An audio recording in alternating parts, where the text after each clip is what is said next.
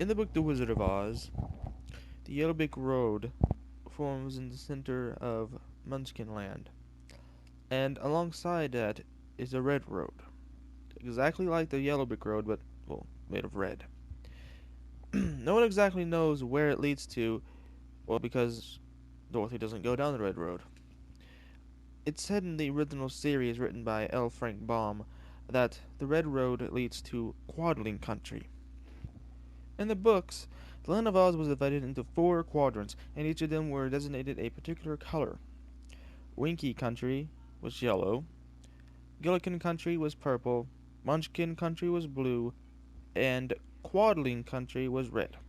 And of course, Emerald City, which was situated in the middle of the Land of Oz, and green. Also in the 1930s film, Glinda the Good, the ruler of the Quadlings, followed the red brick road off screen. So it was assumed that it followed the same theory as the books, that the road led to Quadling Country, and since Quadling Country was red, it fit in pretty well. But this is not the case. The real reason why the red brick road was made was to be the original road to the Emerald City. This was before the yellow brick road was made, mind you. So, it was only the red brick road. It would start off in the middle, and then spiral, and then go off into another direction.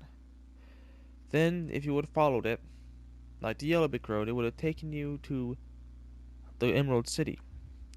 Mind you, it would have been more of a wooded walk, and it would have taken much longer, being that it's another path, and you have to go to different areas.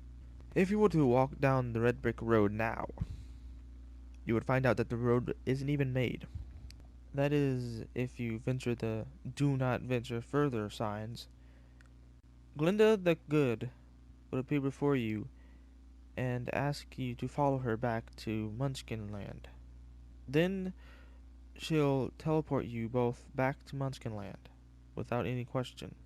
So walking down the red brick road is impossible now. It would have taken a year for the road to be completed, and Glinda the Good was supposed to lead this construction. Although, her being busy with her own city, she decided to visit every now and again to see how things are holding up. She found a way to be able to visit every so often while keeping up her duties as ruler of the Quadlings. So she'd only be able to visit maybe once or twice a month. She thought that was a great idea. The work crew, of course, were Munchkins. The Munchkins found a material that they used. It ran off their hands without causing any stains. But of course they used their bare hands because they didn't want to ruin any gloves they had with red material.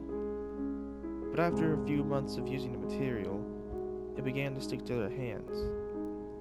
Not like sticky, but it started leaving, well, residue on their hands. But it didn't sting or anything, so they didn't worry about it. A few weeks after the material started sticking to their hands, some of the Munchkins started talking amongst themselves about a strange metallic taste. And then the next day, one of the Munchkins began vomiting and having difficulty breathing, followed up by a bad cough.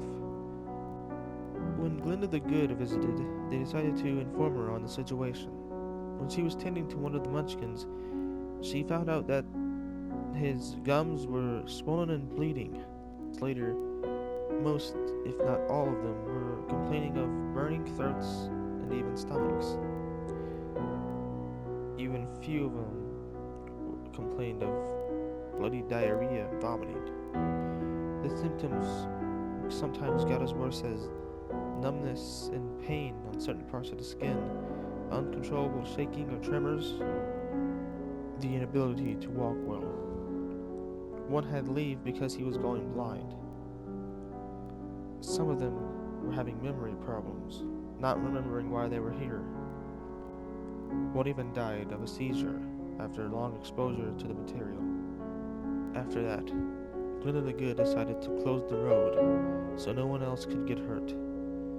But the Munchkins pleaded with her, they wanted to keep building the road. After a long discussion, she reluctantly agreed. But she no longer agreed to visit after the incident. Things would only get worse in the coming weeks when hallucinations started happening. Some of the Munchkins complained about seeing something in the corner of their eye, only to turn around to find nothing. Most, if not all, the Munchkins started having nightmares after the incidents, so they decided to not sleep. Every so often, they would stop to rub their eyes. Not because they were tired, it's because their vision started to blur, and rubbing their eyes was the only way to stop it.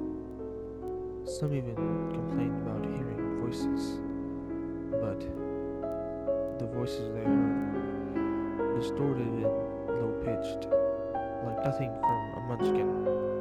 Every so often they'd send letters to Glinda the Good about reporting on the road and about the occurrences they had.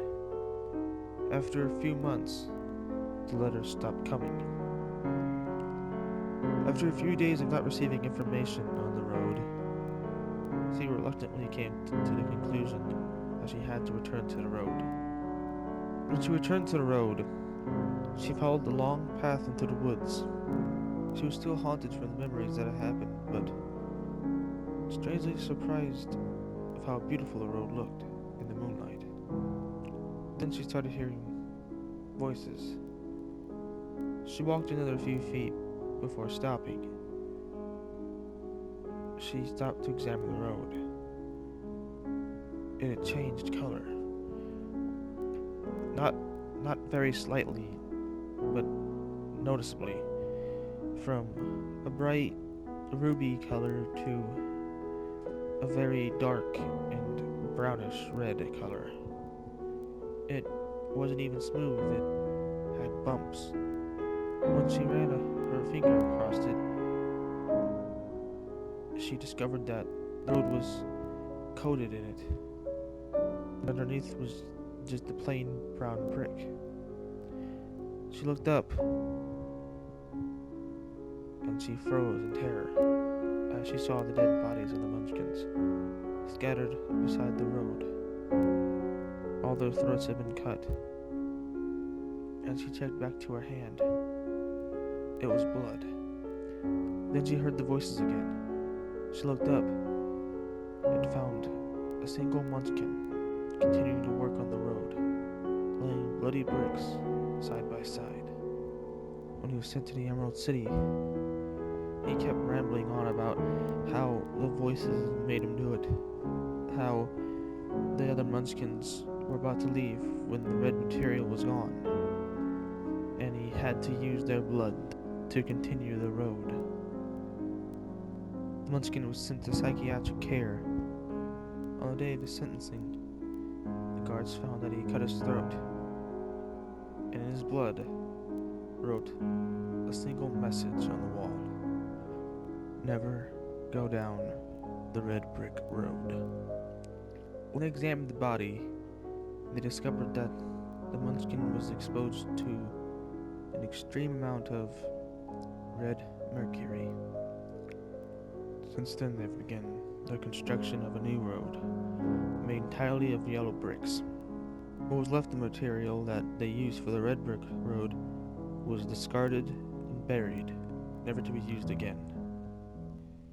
This is why they always remind you to follow the yellow brick road.